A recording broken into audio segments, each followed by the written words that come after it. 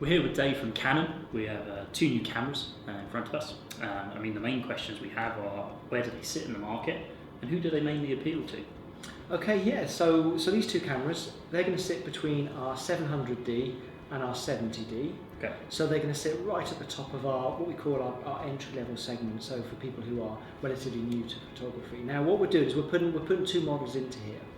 And essentially they are very, very similar models. The final image quality that you'll get from both these models are very similar. So they've both got a brand new 24 million pixel sensor inside here. They're both running our Digix 6 processor.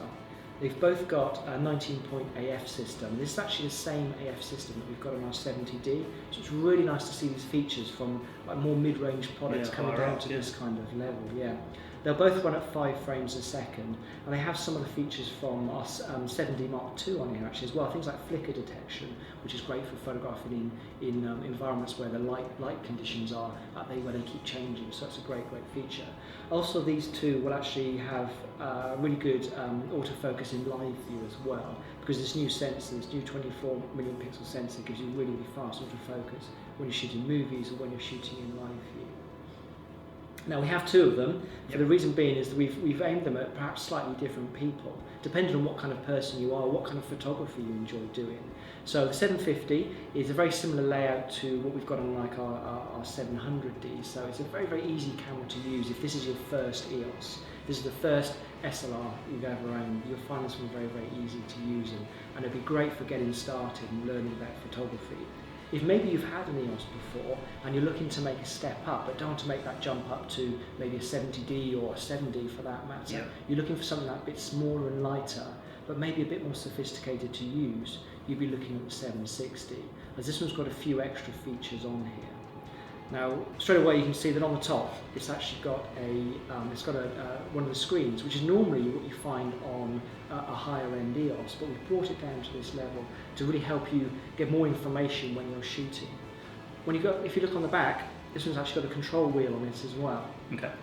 This is great that you can set it up so you can shoot, like say you have your aperture on here, you have your shutter speed on here, and very quickly you can change between the settings. Whereas on this one it's slightly slower to use.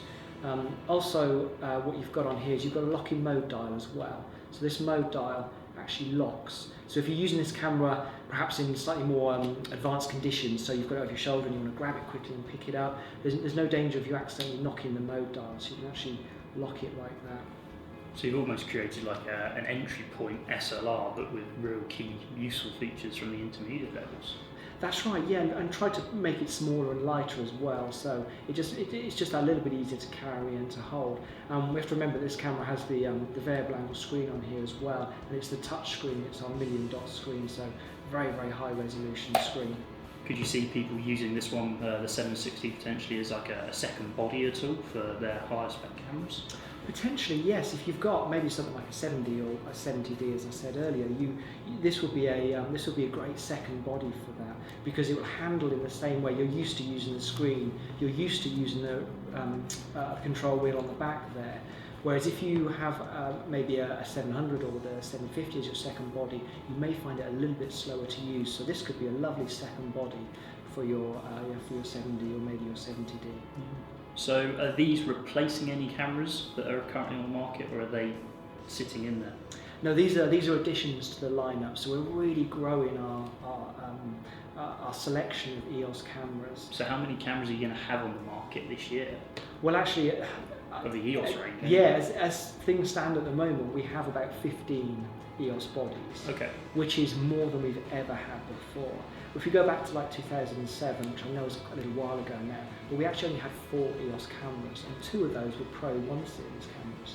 So we have a lot of EOS cameras now. Why would you have so many EOS cameras out? Do you think there's almost a market for every single one, or do you think you might be sort of flooding a bit too much?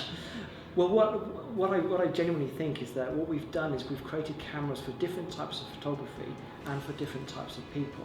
And that's the beauty of having so many. So say for instance, if you really like doing landscape photography, you've got things like the 6D, which is really good for doing that. If you really like doing sports and action photography, you've got the 7D Mark II, or you've got the 70D. If you want something small and lightweight, you've got the 100D. If you want something simple to use, you've got the EOS M. So we're really trying to attract people into large sensor photography and really get the best out of their photography and their cameras. And also the beauty of having so many cameras is that if you have bought something like a 700D or a 100D and you want to grow your photography, there's somewhere for you to go.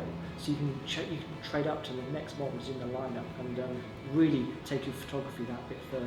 So you're really catering for almost everyone's needs in the photography world, it seems. Hopefully, although people still do ask for features that we don't have, and that's why we keep developing them. So, we'll keep on moving forward and creating cameras if people desire them. So, it's a very, very exciting time at the moment. Both these cameras now have the added Wi-Fi feature inside them, which is really nice to be able to share your images quickly and also to be able to actually control the cameras remotely. They've both also got NFC, which makes it very quick and easy to connect up to your mobile devices and to be able to share your images. No, it's really great. It'd be good to see these out in the market and people using them because, like you said, it's going to be really interesting to see this one, especially with those key features in a small body. So, no, quite exciting times. Thank you. Excellent. Thanks for seeing us. See you. No If you want any more information, just check out the link below or head into your local London Camera Exchange.